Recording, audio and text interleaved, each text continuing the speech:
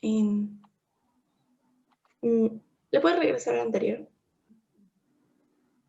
En la estratificación de los riesgos y recordando, pues tenemos dos escalas, la de Timmy, la de Grace, que miden el porcentaje de mortalidad y para ser más específicos, la miden en cuanto a variables y la más acertada sería la de Grace. ¿Qué puede ser la siguiente? Otra. Bueno, ya una vez estratificando el riesgo y nosotros teniendo un paciente con síndrome coronario agudo de tipo sin elevación del segmento ST, nosotros lo primero que tenemos que hacer es darle el tratamiento básico o el tratamiento óptimo, que es oxígeno, nitratos, bloqueadores beta, antiagregantes y anticoagulantes, que ya comentó Tomás, pero aún así voy a volver a comentar ahorita. Son diferentes antiagregantes y anticoagulantes, ¿eh? Sí. Ahora los voy a mencionar. Bueno,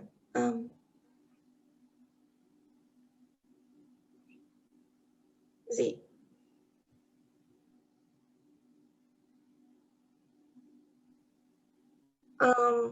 El tratamiento médico inicial, entonces sería la oxigenación. Si su saturación es menor del 90%,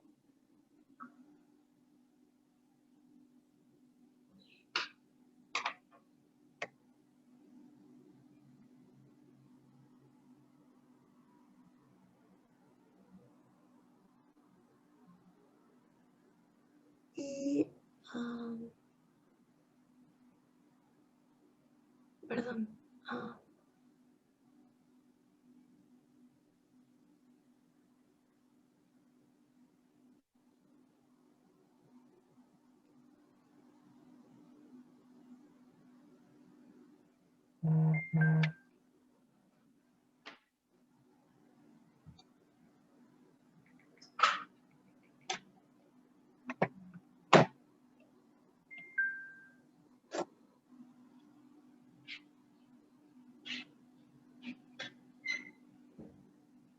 perdón, es que tengo un problema ahorita. Bueno.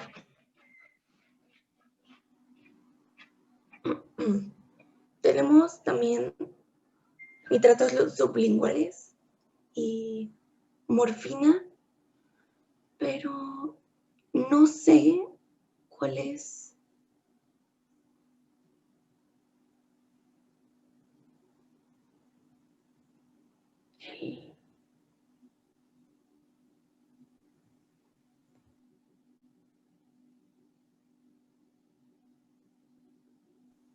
Perdón.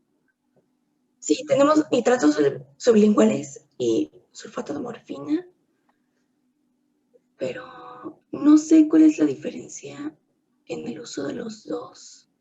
¿Es tu tema, Carla? Sí, pero es que, disculpen, es que tengo problemas aquí en mi casa de conexión y...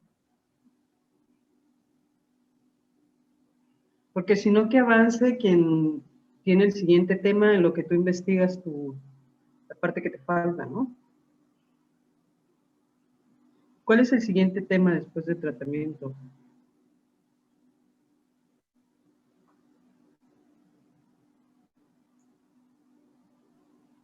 Angina inestable, doctora.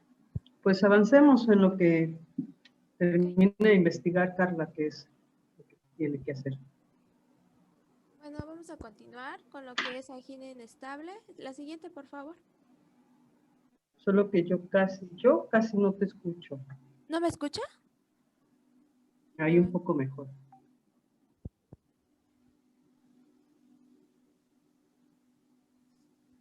¿Ya me escuchan mejor? ¿O sigue igual? Sí. ¿Sí? Okay. Un poquito mejor. Pues para continuar, lo que vamos a definir lo que es angina inestable.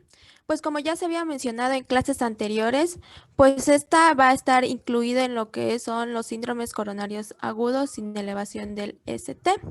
Y pues una de las características principales, pues va, como ya sabemos, ya se ha mencionado mucho en clases anteriores, pues va a ser el dolor torácico. La siguiente, por favor. Bueno, como ya les mencionaba, una de las características principales va a ser el dolor torácico. Y como sabemos, el dolor torácico puede ser de origen cardíaco y no cardíaco. En el cardíaco, pues vamos a, siempre se va a sospechar cuando nos llegue un paciente, ya sea de angina o pues prácticamente de un infarto al miocardio.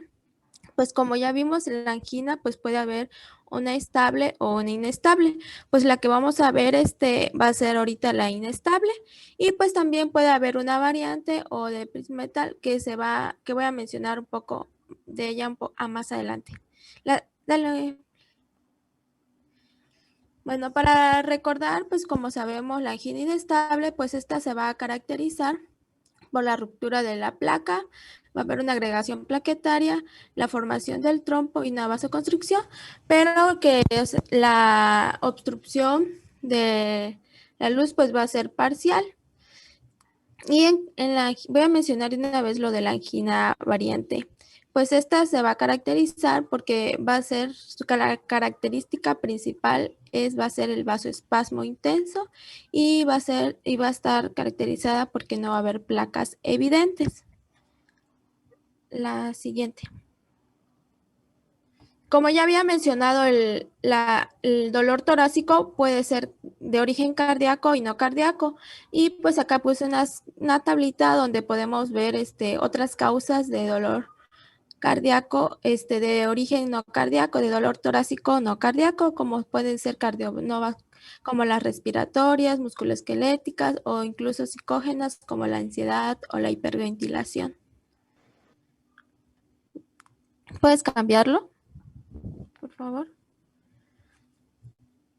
Bueno, pues como ya sabemos, la angina inestable, pues el paciente pues nos va a llegar con un dolor precordial y pues esta se puede irradiar a otras zonas como son el brazo, el antebrazo, el cuello, la mandíbula, incluso puede ir acompañado de disnea, náusea, vómito, estado lipotímico, debilidad y pues el dolor puede durar hasta 30 minutos. Bueno, en algunas bibliografías marca 30 o 20 minutos, pues creo que la doctora nos había dicho que vamos a manejarlo del 20. A veces hay disnea, malestares epigástricos, debilidad y pues si el paciente tiene una gran zona pues de isquemia, puede haber hasta diaforesis, piel pálida o fría. La siguiente.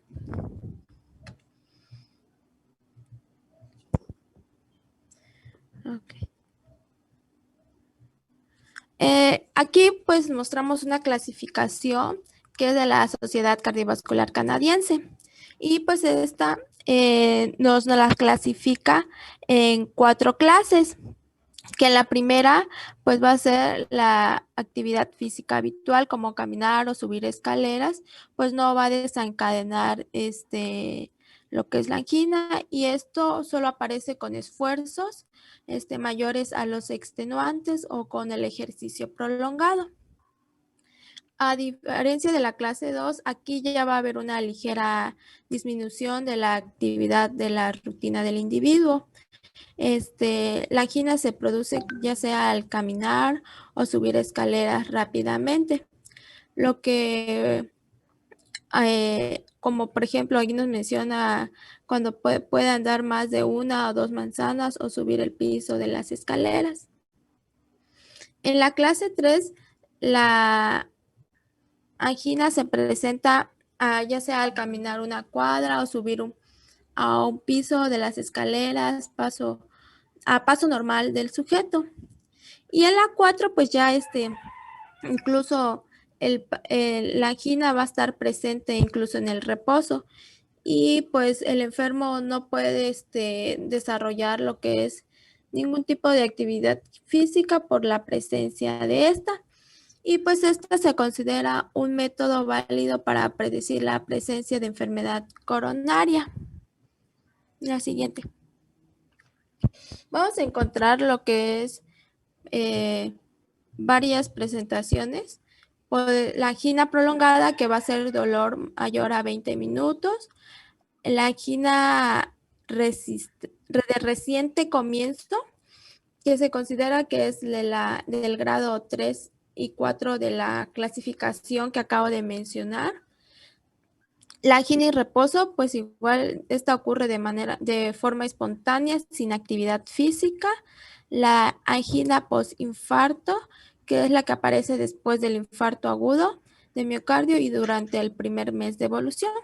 Y la angina variante de Prismeta, que esta, como ya había mencionado, se va a caracterizar por el espasmo y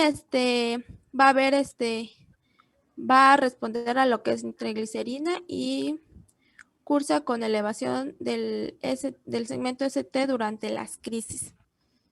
La siguiente. Ahorita voy a hacer mención de un poco de lo que es esta angina. Pues esta angina va a ser un trastorno cardíaco que se va a caracterizar por ciclos de angina causada por lo que es el vasoespasmo, un estrechamiento de las arterias coronarias causadas por la contracción del músculo liso de la pared del vaso. Y pues como ya les había mencionado, esta se acompaña de una elevación transitoria de lo que va a ser el segmento ST. ¿Puedes cambiarlo?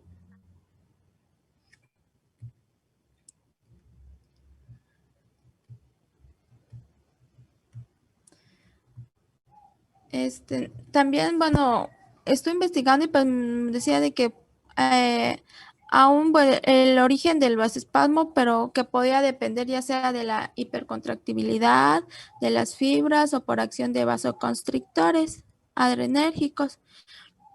Algo muy importante de esto es que este trastorno ocurre aproximadamente en lo que es el 4% de los pacientes con angina inestable, con una prevalencia mayor en lo que va a ser en hombres que las mujeres de edad entre los 40 y 50 años. Lo que uno es... No, regresa al porfa.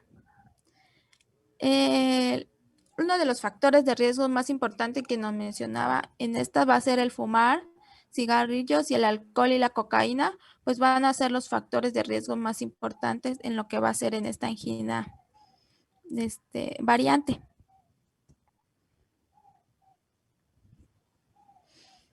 El diagnóstico.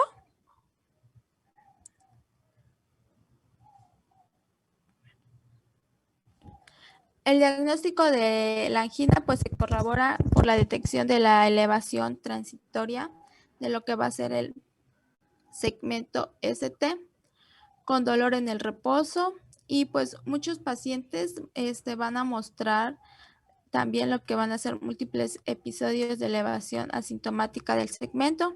Puede haber isquemia asintomática o silenciosa. Y en personas con ataques duraderos hay pequeños incrementos del nivel de troponina en algunos casos. Y nos mencionaba que la angiografía coronaria pues va a mostrar espasmo coronario transitorio. Y bueno, el tratamiento pues va a ser los nitratos y los inhibidores del conducto del calcio, pues van a ser los principales, en el cual, bueno, los nitritos van a prevenir lo que va a ser la vasoconstricción y promover la vasodilatación de la vasculatura, y los calcios antagonistas, van a suprimir lo que va a ser el flujo de calcio dentro de las células del músculo liso. Y pues son muy efectivas para prevenir el espasmo coronario, y pues nos mencionaba que por lo regular es el tratamiento de primera elección para la angina vasoespástica. También vamos a encontrar otra clasificación de lo que es la angina, la clasificación de Brauer. Esta va a estar basada principalmente en lo que es la historia clínica. Va a haber la clasifica en 4 categorías. Según la severidad de la angina, las circunstancias clínicas, según la intensidad del tratamiento y los cambios en el electrocardiograma. En la primera, en la severidad, pues vamos a encontrar que la angina severa, en la clase 1, pues la angina severa de aparición reciente o aceleración de una angina estable sin dolor en el reposo. En la clase 2, pues vamos a encontrar la angina de reposo, ya sea del pasado mes, pero no en las 48 horas. En la clase 3 va a ser una angina de reposo en las últimas 48 horas. Según las circunstancias clínicas, pues esta se clasifica en clase A, B y C. En la A, pues vamos a encontrar una angina que se desarrolla en presencia de una condición extracardíaca, que esta va a intensificar lo que va a ser la isquemia o una angina secundaria.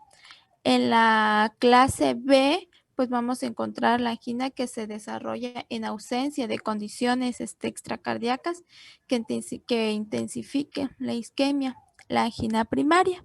Y la clase C, vamos a encontrar lo que es una angina que se desarrolla dentro de las 2 semanas de haber tenido un infarto agudo del miocardio o angina postinfarto.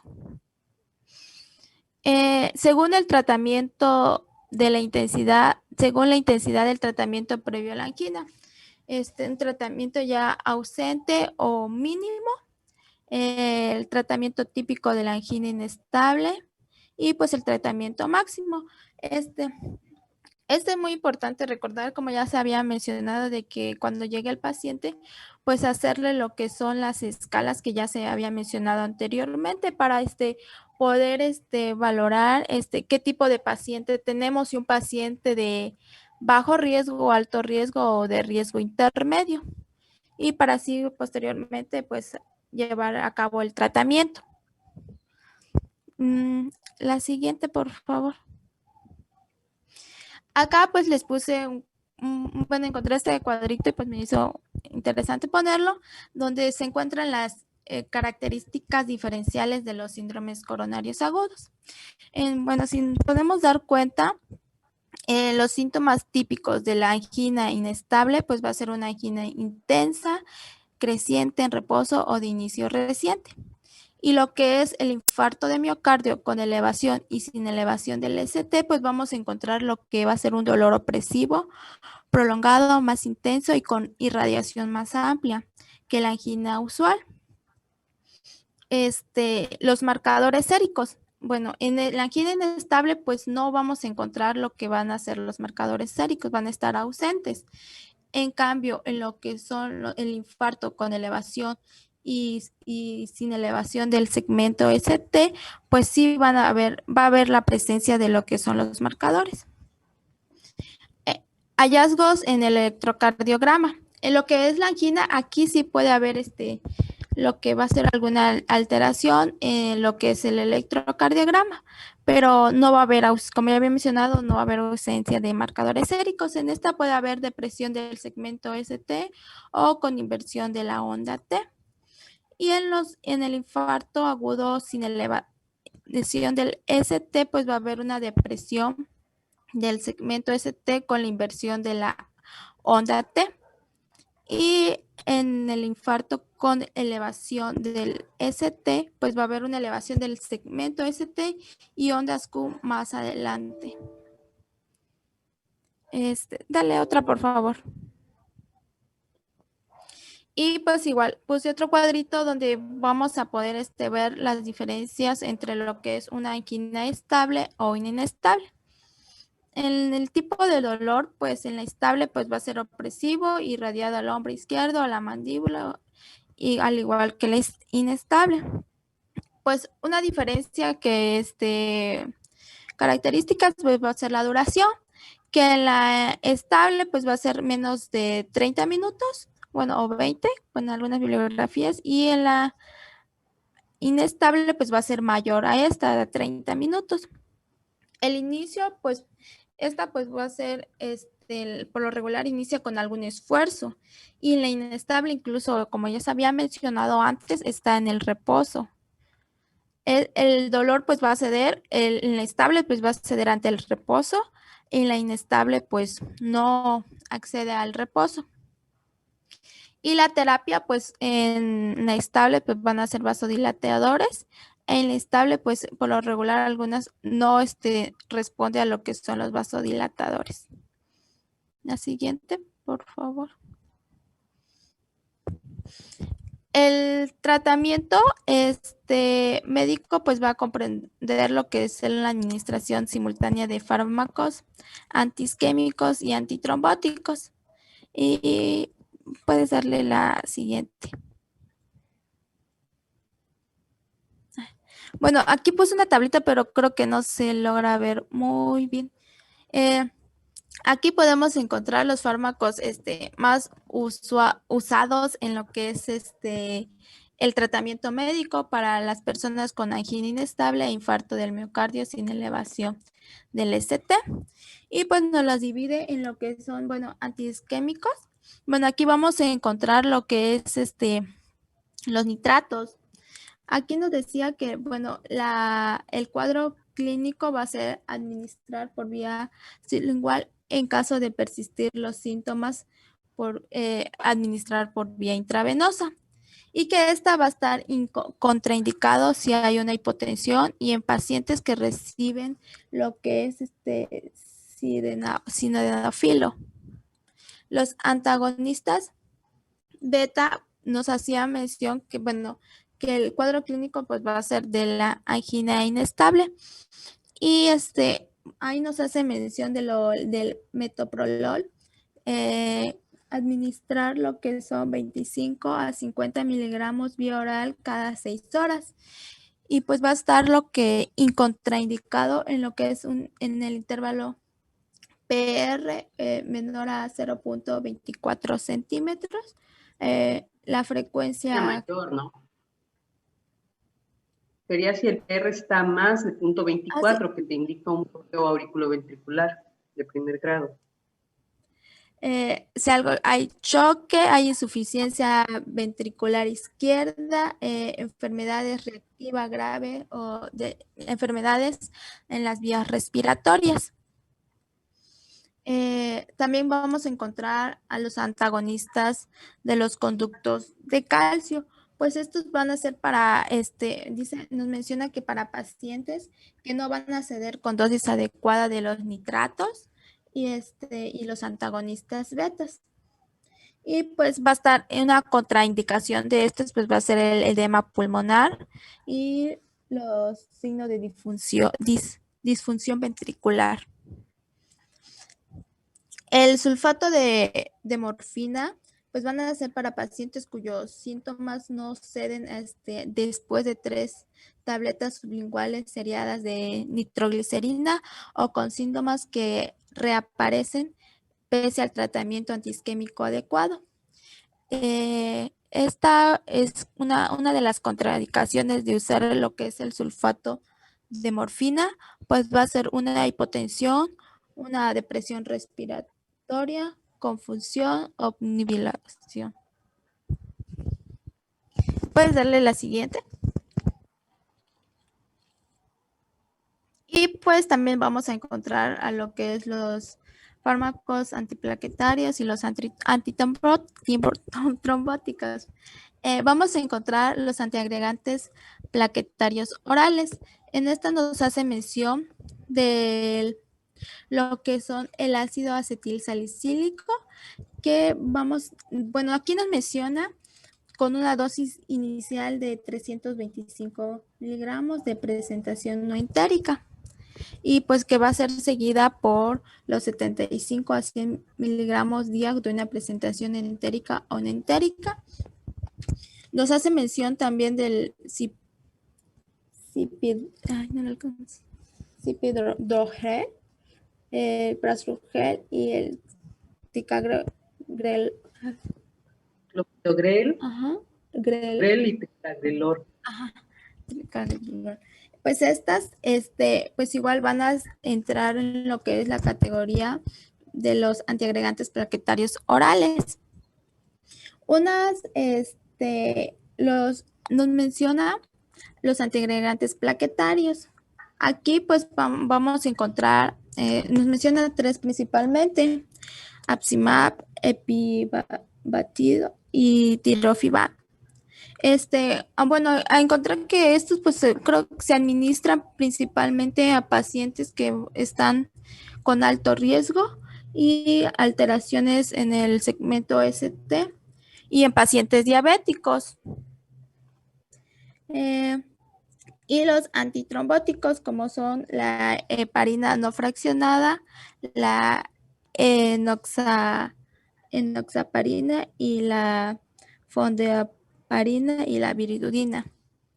Y pues nos menciona que lo que es la bilirrubina pues va a ser un fármaco, bueno, indirecto, y pues va a ser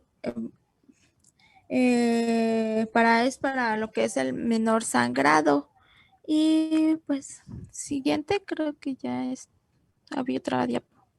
Si quieres, nos detenemos un momento en esta diapositiva. Ponme la anterior, por favor. El tratamiento en el síndrome coronario agudo, para todos, angina, infarto y sin elevación del ST, no, ¿dónde están cómo la tenías? Dale clic nuevamente, por favor. Ahí. Este tratamiento que está aquí comentado es el mismo de base para síndromes coronarios agudos, ya sea angina inestable, infarto con y sin elevación del ST. Es parte del tratamiento inicial. Acuérdense que estos pacientes que comentamos ayer, que la diferencia entre angina e infarto básicamente es la duración que pueda tener y los cambios en el electro. La angina... 20, 30 minutos, no sé lo que lean en diferentes literaturas, es la duración máxima. Si el paciente tiene horas con el dolor y tiene características realmente de angina, entonces probablemente sea un infarto. Si el dolor no es típico, pero tiene horas, hay pacientes que dicen, es que tengo 24 horas con un dolor aquí en la espalda y me inquieta, pero pues no tienen disnea, no tienen otras condiciones agregadas, lo más probable es que no sea. O sea, si a mí me llega un paciente con dolor de 3, 4 horas de evolución y le tomo un electro y está normal y además su clínica no es de angina, entonces es muy poco posible que eso sea un infarto. Pero cuando el paciente llega con un cuadro muy sugestivo, llega a urgencias, porque la mayoría de esos pacientes no nos habla para decirnos, ¿me puede dar una consulta para el rato? No, hablan y van a hospital, se van directo al hospital. Entonces, estos pacientes al llegar a urgencias, creo que tenían un algoritmo por ahí, no recuerdo si fue con ustedes, el paciente llega a urgencias por el dolor y tenemos aproximadamente 10 minutos para poder interrogar a este paciente y definir si el cuadro es anginoso o no. Actualmente al paciente isquémico se le está dando mucha prioridad porque existe un título que dice, el tiempo es músculo. Cada minuto que pasa en un paciente con isquemia está perdiendo músculo cardíaco y eso lo va a llevar, si no se resuelve pronto, a la insuficiencia cardíaca. Entonces ustedes oirán de programas como el de infarto, programa infarto, donde se les dice a los pacientes en una app a qué hospitales puede acudir en caso de tener un cuadro sugestivo de... Por lo menos eso se hace en la Ciudad de México y en el centro del país. Aquí no estoy muy habituada, pero debe haber algunos hospitales donde se atiendan prioritariamente a estos pacientes. El objetivo es reducir el tiempo de atención a los pacientes.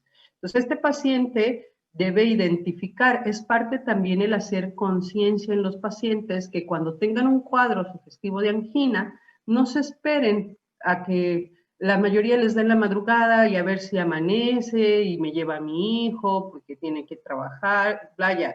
El principal problema del paciente es que siempre está esperando que se le pase y ahí perdemos tiempo. Entonces, parte de este programa del código infarto es sensibilizar al paciente que si tiene un cuadro sugestivo debe ir al hospital a atenderse. Y si llega este paciente a urgencias, también el objetivo es una atención temprana, que no se detenga haciendo sus trámites, a ver si lo checa el médico. O sea, hay un área de atención prioritaria a pacientes con cuadros sugestivos de angina. Llega el paciente y en ese algoritmo de manejo, el paciente debe tener en los primeros 10 minutos una historia clínica. En los siguientes 10 minutos un electro y muestras de sangre tomadas. Y en esto, con esos datos, definir si el paciente tiene angina o infarto. Acuérdense que requerimos de 3 criterios: clínico, eléctrico y laboratorial. Si el paciente tiene clínica y electro de cambios de infarto, pues se tiene que manejar. Y si no, porque no vamos a tener laboratorios en 30 minutos, pero si no tuviera cambios en el electro, pero tiene la clínica, tendríamos que esperarnos a los resultados del laboratorio. Entonces, estos pacientes llegan a urgencias, a la sala de choque, bueno, se reciben en urgencias y se valora si el paciente realmente tiene un cuadro altamente sugestivo de angina o de infarto, se debe manejar en un área de choque. ¿Qué es lo que vamos a hacer?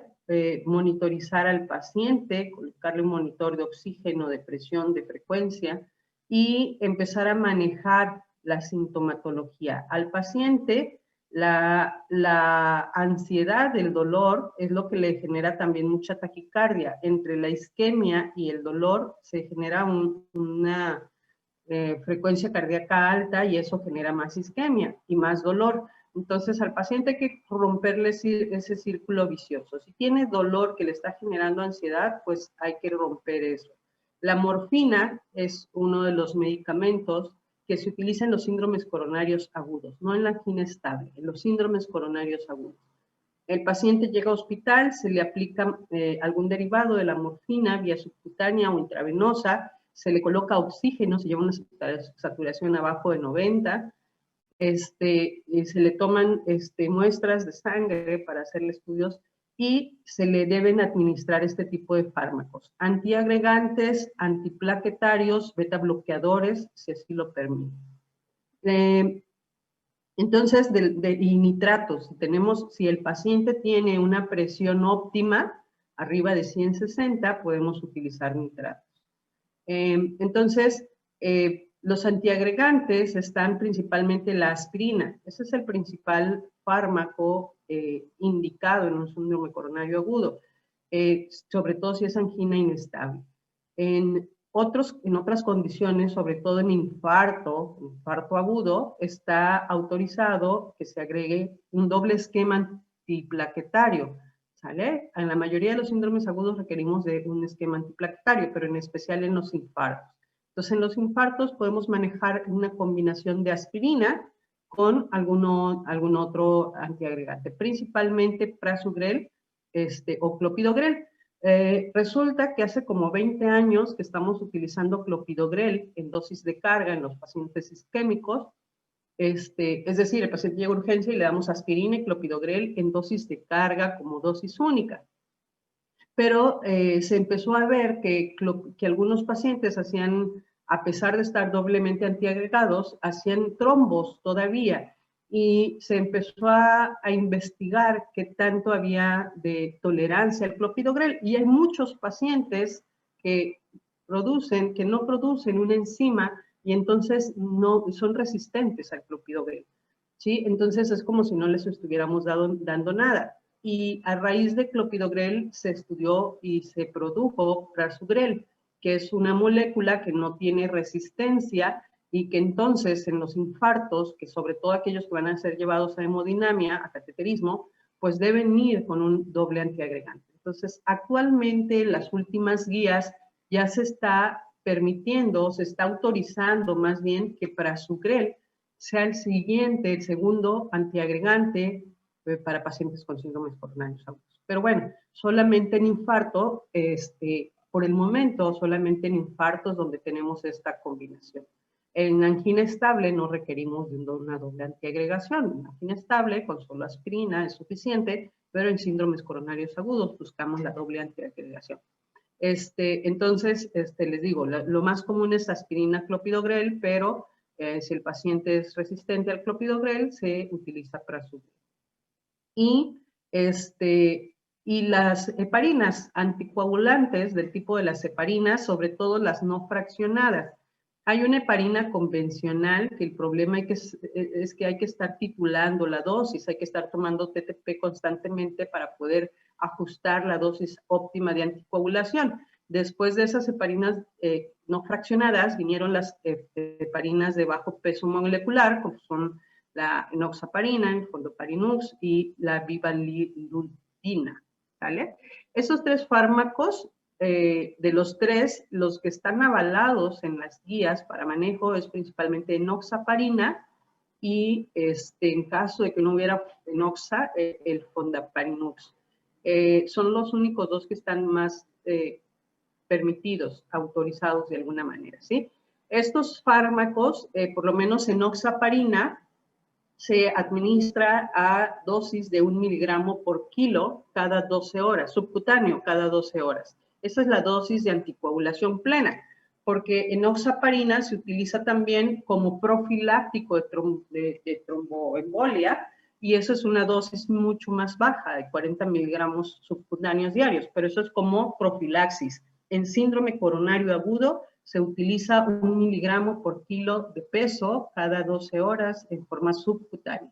Esa es la dosis óptima de anticoagulación y es así como los manejamos. Entonces, este paciente en urgencias le vamos a administrar sus anticoagulantes, sus antiagregantes y para terminar su nitrato, si es que tiene un cuadro de dolor muy intenso, el nitrato, al ser un vasodilatador, pues va a generar reducción del dolor y no tiene un pronóstico, no modifica la evolución de la enfermedad, no mejora la morbimortalidad, pero calma los síntomas y eso es algo mucho, muy importante. Los betabloqueadores también son muy útiles, pero el detalle es que no tenemos actualmente, por lo menos, no en todos lados hay betabloqueadores intravenosos. Entonces tenemos que echar mano de los betabloqueadores orales y entonces debemos iniciar con dosis muy bajita, por eso comentaba una dosis entre 25 y 50 miligramos cada 6 horas, porque podemos darle una tableta de 100 miligramos al paciente y puede radicalizar drásticamente, ¿no? Los betabloqueadores son una parte importante del tratamiento que ya habíamos comentado, estos sí modifican mortalidad, pero hay que iniciarlos a dosis bajas y cada 6 horas. Los antagonistas de los canales de calcio, bueno, tienen su reserva, serían los no hidropiridínicos, que tienen un efecto vasodilatador y cronotrópico negativo, pero solamente en dados casos que no se pueda administrar un beta bloqueador. Y, bueno, me faltaban estos antiagregantes, antiagregantes plaquetarios, por así llamarlos, que son de uso intravenoso, se utilizan en pacientes que tienen una carga trombótica muy alta. Si el paciente es cateterizado o es diabético, los diabéticos tienen una carga trombogénica muy alta, o sea, por la hiperglucemia genera que se incremente la viscosidad sanguínea, ese incremento de la viscosidad puede generar trombos. Entonces, en ellos se puede manejar como un equivalente, ¿no? Bueno, no como un equivalente, como un facilitador de la trombolisis. Se pueden administrar sobre todo estos dos, axicimab y tirofiban, que son los que tenemos más fácilmente a la mano. Entonces, el objetivo es degradar el trombo que está ahí O en pacientes que se cateterizan y se ve que tienen una gran carga de trombos, entonces se les puede aplicar apsizimab y tirofiban.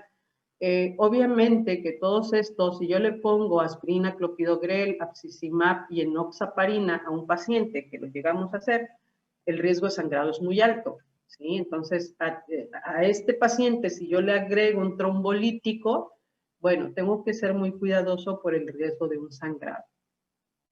Y bueno, nada más para los pacientes con angina inestable o infarto sin elevación del ST, están contraindicados los trombolíticos. Eso es nada más un punto. Los trombolíticos los utilizamos en pacientes con infarto con elevación del ST, pero no en angina inestable ni en infarto sin elevación del ST. Entonces, ahora sí, continuamos, por favor.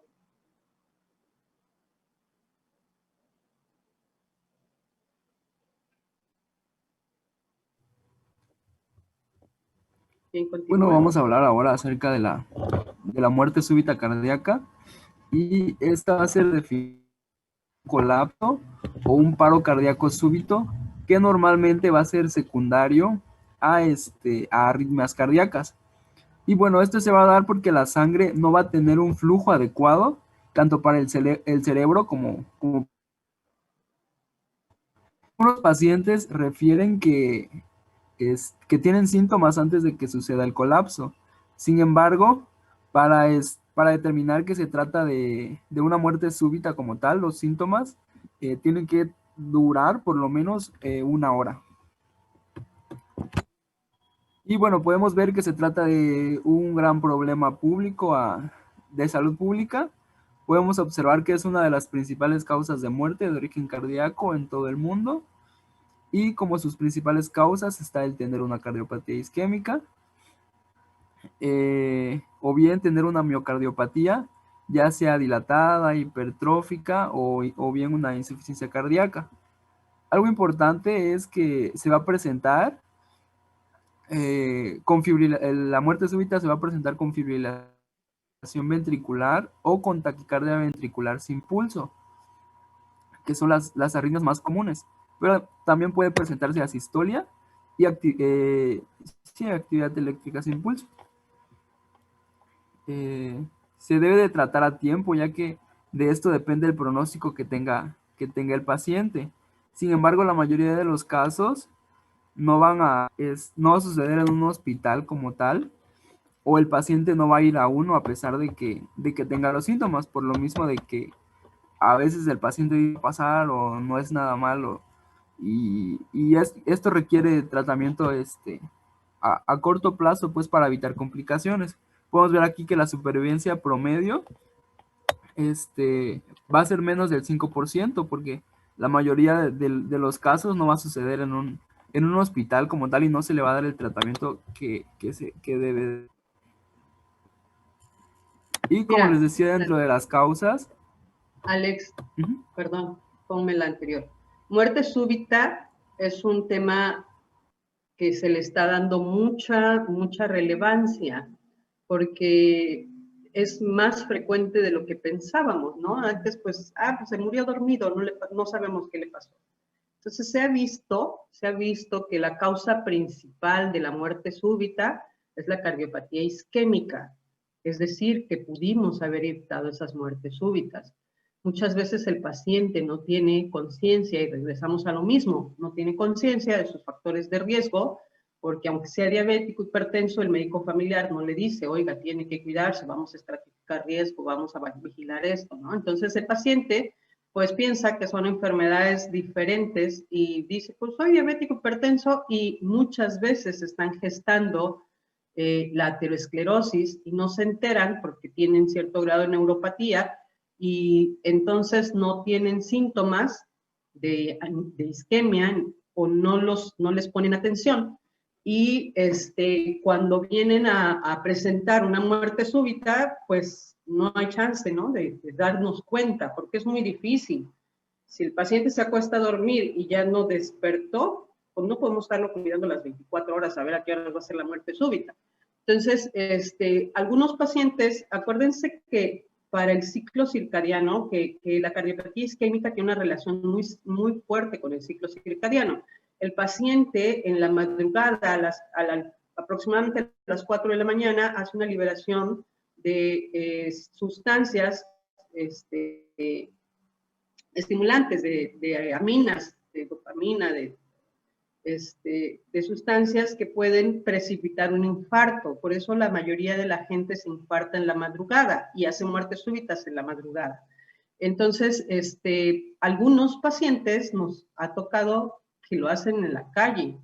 Tengo 2 casos de un paciente que su hijo era paramédico, gracias a Dios su hijo era paramédico, y entonces el señor estaba en la calle, afuera de su casa, iba a agarrar la bici para ir a hacer un mandado, y cuando se sube a la bici, pues hace muerte súbita, bueno, se desploma, el hijo está ahí enfrente de él, se da cuenta que no tiene pulso, y entonces lo suben al auto y lo llevan al hospital. Eso fue todo muy rápido y fue una muerte súbita recuperada. Y la otra señora es una señora que ya se había infartado, que ya la habían operado, que tiene un ventrículo muy grande, que hacía arritmias, ya sabíamos que hacía arritmias ventriculares, y pues un buen día igual, caminando, hizo síncope, estaba cerca del hospital, la llevó el esposo y bueno, hizo síncope y más bien hizo muerte súbita, pero la llevaron al hospital más cercano y la recuperaron y salió adelante. Entonces, son pocos los casos que se recuperan de la calle, ¿no? Pero muchas veces los pudimos evitar. Les digo, estos 2 pacientes, una de ellas ya sabía que tenía problemas cardíacos. El otro fue la primera vez que lo hizo. Y entonces, con ellos, el problema principal en la cardiopatía isquémica son las arritmias ventriculares. Aquellos pacientes que tienen un infarto, que tuvieron un infarto y que hacen extrasístoles ventriculares en un electro, debe ser algo muy grave para nosotros, o sea, nos debe llamar la atención. Un isquémico con extrasístoles ventriculares me puede indicar que ese paciente está en riesgo de muerte súbita. Entonces, yo lo debo estudiar para definir esa condición.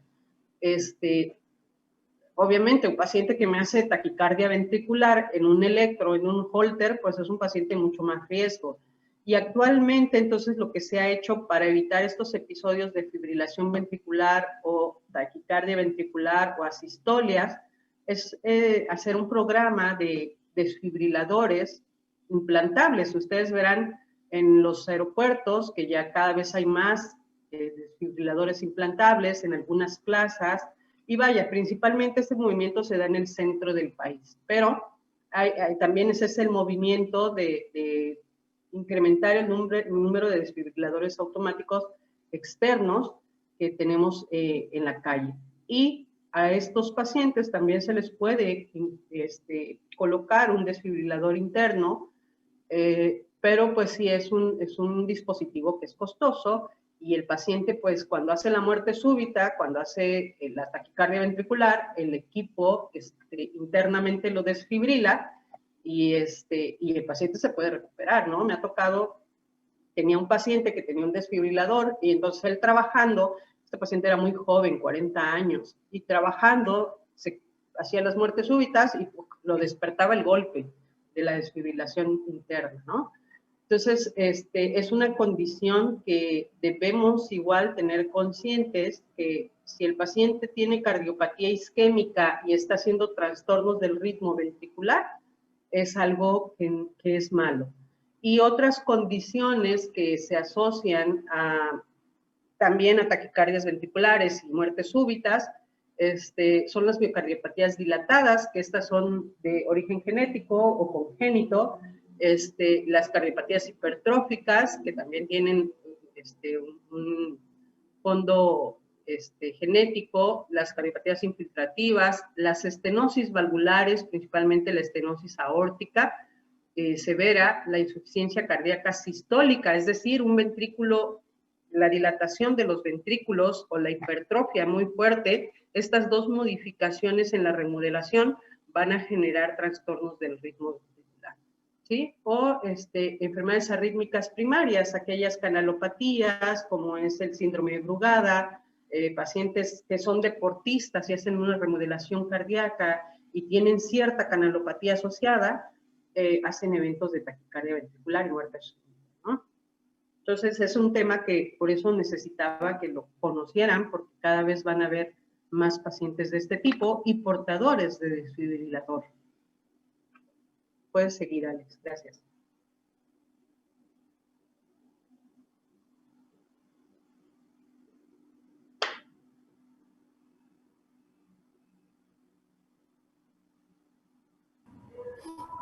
Bueno, y como les decía, dentro de las causas va a depender de la edad. En mayores de 35 años va a ser más común enfermedades arteriales, coronarias, con o sin infarto agudo.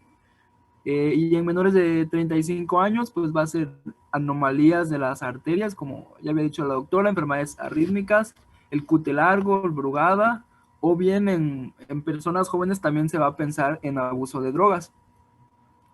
Y como ya había dicho también la doctora, en el 30-40% de los casos, va a ser por miocardiopatía dilatada, hipertrófica, infiltrativa o bien una insuficiencia cardíaca.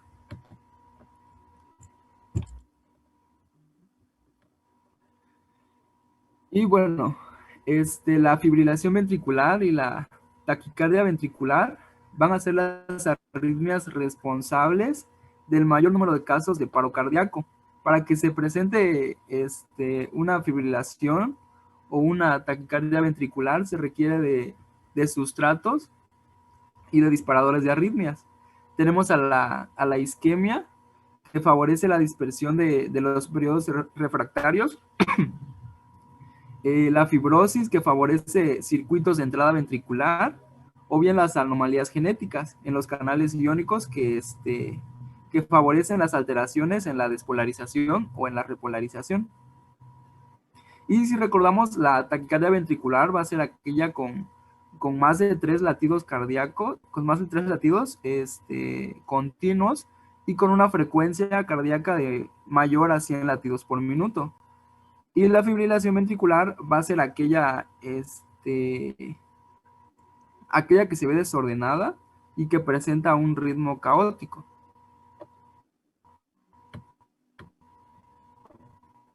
Bueno, aquí podemos observar los mecanismos responsables de arritmias. Puede ser el sistema nervioso, hay factores hemodinámicos, puede ser por hipoxia, por drogas o factores hidroeléctricos. Y bueno, en cuanto al tratamiento, pues va a ser la desfibrilación. Y mencionado que cuando más temprano se realice, mayor va a ser la posibilidad de revertir a un ritmo sinusal. Mencionaba que al primer minuto, el éxito de la desfibrilación es superior hasta el 90% y desciende del 10% si no se realiza lo que es la reanimación cardiopulmonar. Y con RCP hay una probabilidad de un 3 a 4% de que se recupere el paciente. Y la RCP prolongada da un tiempo para que se pueda realizar la desfibrilación. Se debe realizar principalmente el algoritmo básico de la supervivencia ante un paciente, como podemos ver acá, que es la detección temprana del paro, la activación del sistema de urgencia, el RCP, desfibrilar, los cuidados posteriores, post-reanimación.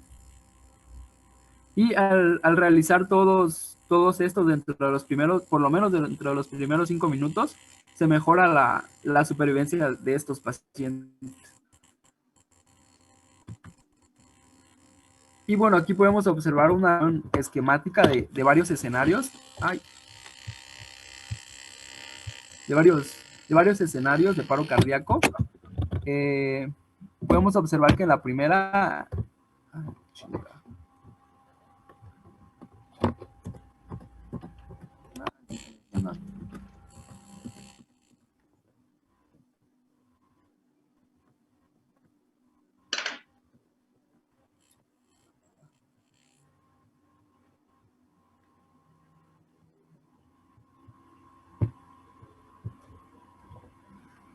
En la primera podemos ver que hay una RCP, desfibrilación, y hay una supervivencia bueno, podemos ver el tiempo arriba y los escenarios acá.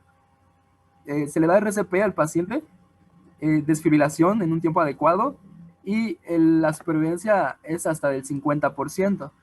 Sin embargo, la desfibrilación tarda, el RCP es prolongado y la desfibrilación tarda un poquito, ya baja hasta el 30%, y si la desfibrilación es muy tardía, la supervivencia es de 2 al 8%. Y si no hay RCP ni desfibrilación, pues obviamente la supervivencia va a ser 0.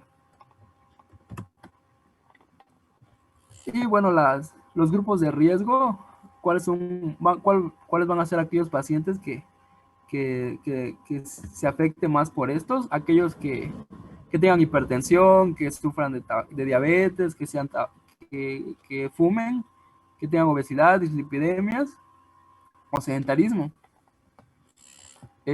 Aquellos que tengan una cardiopatía adquirida o congénita, y aquellos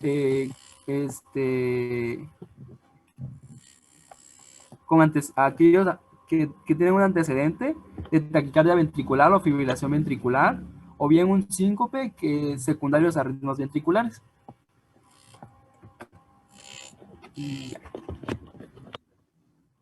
Bueno, continuando con la historia clínica, pues como ya habían dicho, se va a tomar en cuenta la sintomatología y todo lo que desencadene el dolor.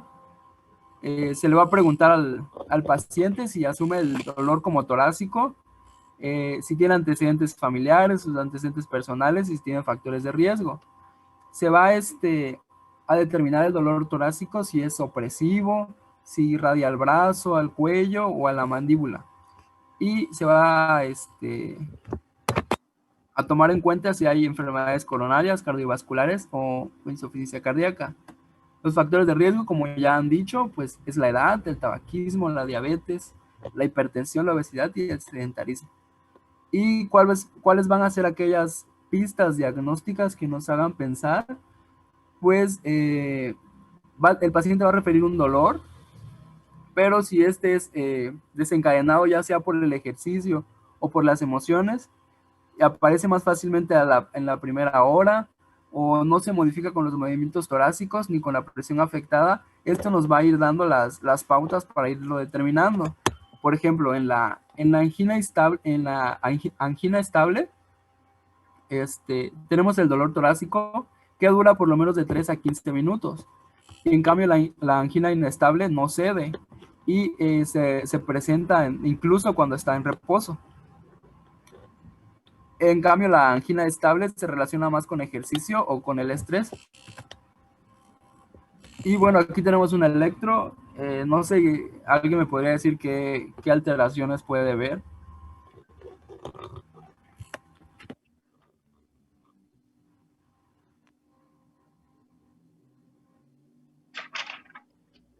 Roberto, tus compañeros.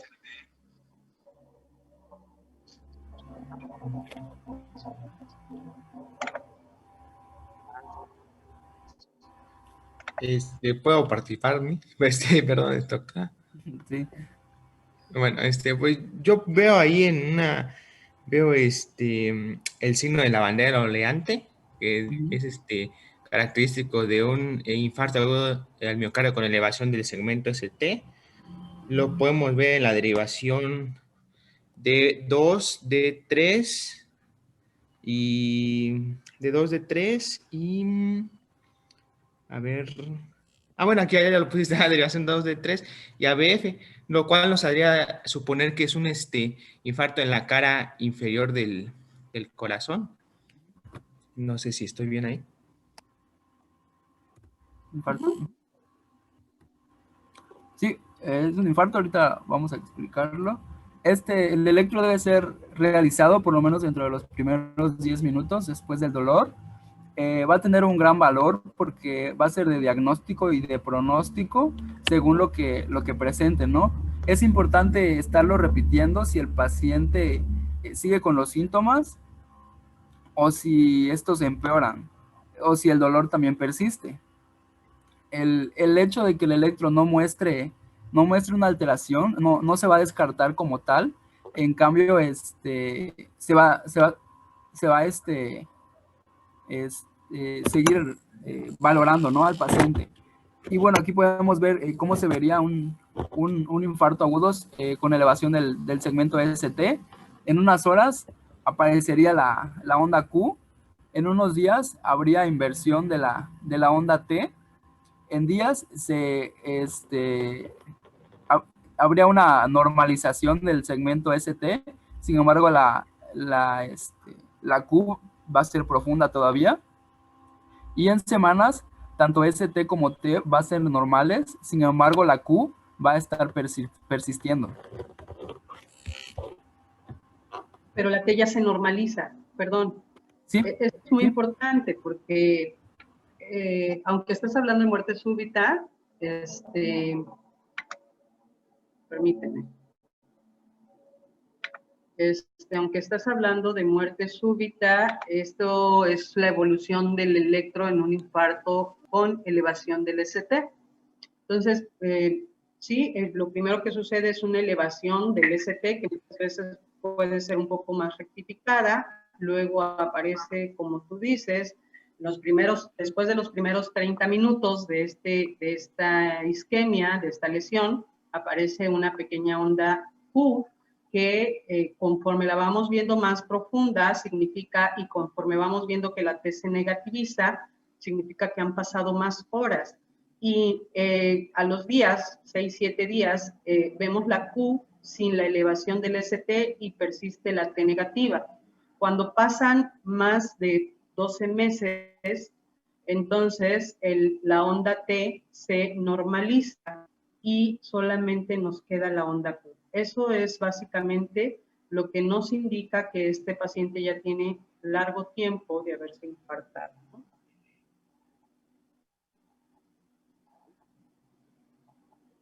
Sigo, doctora, porque ya están accediendo a la otra clase.